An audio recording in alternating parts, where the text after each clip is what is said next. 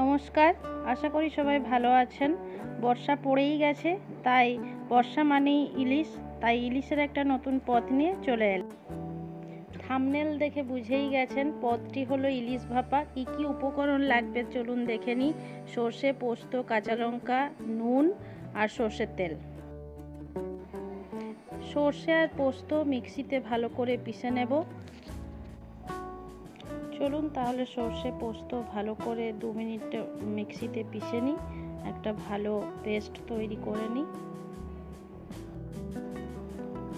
সর্ষে পোস্ত একটুখানি জল দিয়ে মশলাটা পিষে নেব।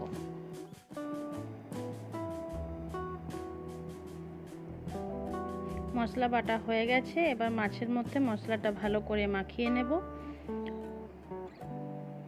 দিয়ে দেব অল্প নুন,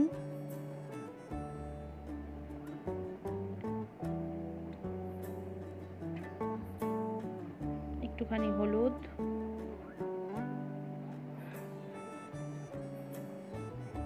চেরা কাঁচা লঙ্কা,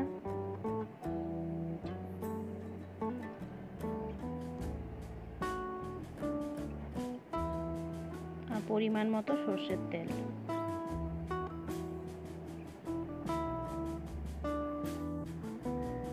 কড়াইয়ে জল গরম হয়ে গেছে, এরপর টিফিন বক্সটা তার মধ্যে দিয়ে দেব, দিয়ে লো ফ্লেমে আধা ঘন্টা রেখে দেব।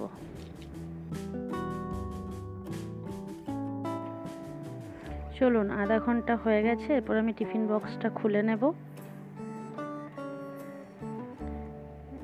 দেখুন খুব সুন্দর সেদ্ধ হয়েছে। এরপর এটা গরম গরম ভাতের সাথে পরিবেশন করব। এইভাবে আপনারাও একবার বাড়িতে বানিয়ে দেখুন ইলিশ ভাপা, আশা করি খুব ভালো লাগবে। আর যদি ভিডিওটা ভালো লেগে থাকে অবশ্যই কমেন্ট করে জানাবেন। চলুন দেখা হচ্ছে তাহলে আবার নতুন কোনো একটা রেসিপি নিয়ে। ধন্যবাদ।